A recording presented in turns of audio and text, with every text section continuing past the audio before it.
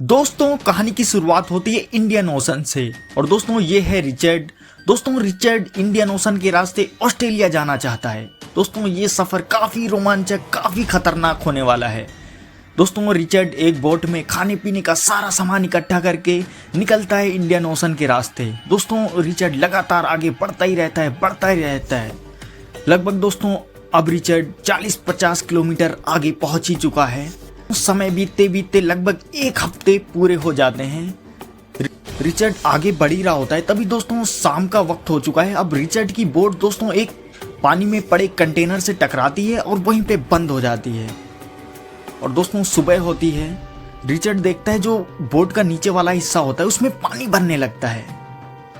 Richard सबसे पहले जो जरूरी सामान होते हैं उसको ऊपर लाता और वहां पे जाता। नीचे देखता बोट के नीचे एक छेद हो चुका है, उसी के रास्ते बोट में पानी भर रहा है धीरे धीरे लगातार। और दोस्तों रिचर्ड सबसे पहले उस बोट में एक रेडियो था, उसको कनेक्ट करने की कोशिश कर रहा था ऑस्ट्रेलिया में।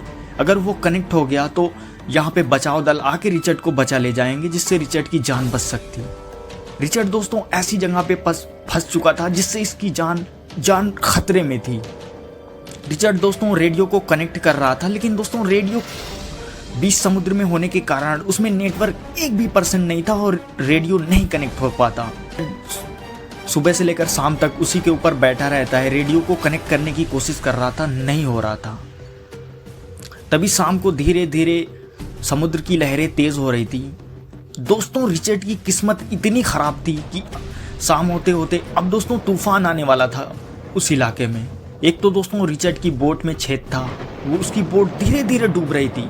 ऊपर से दोस्तों दूसरी तरफ तूफान आ रहा था इंडियन ओशन में। लगातार दोस्तों धीरे धीरे लहरें बढ़ती हुई जा रही थी। रिचर्ड की बोट दोस्तों काफी तेजी से इधर उधर हिल रही थी। तभी रिचर्ड जो होता वो एक छोटी सी लाइफ बोट होती, उसमें वो पानी में फेंक के उसमें कूद जाता, उसमें बैठ जाता और समुद्र की लहरें, एक बहुत बड़ी लहर आती है, उसकी बोट को बिल्कुल पलटा देती है। और दोस्तों ऐसे होता है नेक्स्ट दिन, मतलब अगला दिन होता है और अब तूफान रुक चुका था। तो होता है वो अपनी छोटी सी लाइफ बोट में से देख रहा था, उसके सामने जो वो बोट लेके आया था पूरी समुद्र में डूब गई थी। अब दोस्तों रिचर्ड को जिंदा रहना बहुत ही मुश्किल था कि जान ऐसे बच सकती थी कि कोई बोट आए तो रिचर्ड के पास रोक दे, तभी रिचर्ड की जान बच सकती है। रिचर्ड दोस्तों लगभग 3-4 दिन उसी पे रहता है। अब दोस्तों धीरे धीरे रिचर्ड का खाना पानी खत्म हो रहा था। तभी रिचर्ड को एक उम्मीद की किरण दिखाई देती है। एक बड़ी सी जो कंटेनर बोट होती है वो जा रही थी उस इलाके से। रिचर्ड एक फ्लेयर चलाता है, लेकिन दोस्तों बोट जो होती है दूरी से निकल जाती, जिससे रिचर्ड काफी ज्यादा दुखी होता। 7-8 दिन वहीं पे बीतते हैं। अब दोस्तों पानी भी खत्म हो चुका था। रिचर्ड भूखा प्यासा वहीं पे रहता है।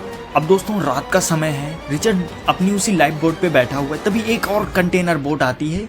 रिचर्ड काफी तेज चिल्लाता है और एक फ्लेयर जलाता है, लेकिन दोस्तों वो बड़ी सी बोट इतनी ऊंचाई पे थी कि उसने रिचर्ड की छोटी सी लाइफ बोट को नहीं देखा, वो भी चली जाती है। एक और दिन होता है और पानी बरसने लगता है तेजी से, जिससे रिचर्ड पूरी रात भीग जाता। फिर कैसे करके रिचर्ड के पास पूरा खाना खत्म हो गया था, पानी भी खत्म हो गया था। रिचर्ड अपनी बेल्ट से एक हुक बनाने की कोशिश कर रहा था मछली पकड़ने के लिए। रिचर्ड मछली पकड़ने के लिए रस्सी टाइप ऐसा होता है, उसको पानी में फेंकता है, लेकिन दोस्तों रिचर्ड को मछली पकड़ने का अनुभव बिल्कुल नहीं था। रिचर्ड मछली नहीं पकड़ पाता, लगातार वो दोस्तों भूखा रहता है। अब दोस्तों शाम होने लगी थी। रिचर्ड को काफी ज्यादा ठंड लग रही थी। एक डिब्बा होता, उसी में रिचर्ड कागज के टुकड़े को ऐसे रख के आग जलाता और हल्का हल्का सा तापने की कोशिश कर रहा था। तभी दोस्तों रिचर्ड बोट को देखने के लिए इधर उधर देख रहा था और दोस्तों इधर आग लगातार बढ़ रही थी। जो उसकी लाइफ बोट थी छोटी सी, पूरे में आग फैल जाती, जिससे उसकी लाइफ बोट जलने लगती है और रिचर्ड पानी में कूद जाता। उसकी जो दोस्तों एक सहारा था बोट, जिसपे वो जिंदा था, एक हफ्ते से बिना खाना खाए 1 हफ्ते से जिंदा था, दोस्तों वो भी पानी में डूब चुकी थी। रिचर्ड दोस्तों लगभग 4-5 घंटे उसी पानी में तैरता रहा। रिचर्ड की जो हाथों की चमड़ियां थी धीरे धीरे सिकुड़ने लगी थी। दोस्तों लगभग 6-7 घंटे तक उसी पानी में तैरता रहता है। धीरे धीरे दोस्तों रिचर्ड का हाथ पैर काम करना बिल्कुल बंद कर देता है। धीरे धीरे दोस्तों रिचर्ड उसी समुद्र में समा जाता है और दोस्तों रिचर्ड की मौत हो जाती है। रिचर्ड ने दोस्तों जिंदा रहने की हर मुमकिन कोशिश की, लेकिन दोस्तों फिर भी उसकी जान नहीं बच पाई। थैंक्स फॉर वॉचिंग दोस्तों, मिलते हैं नेक्स्ट वीडियो में। लाइक सब्सक्राइब करके जाना।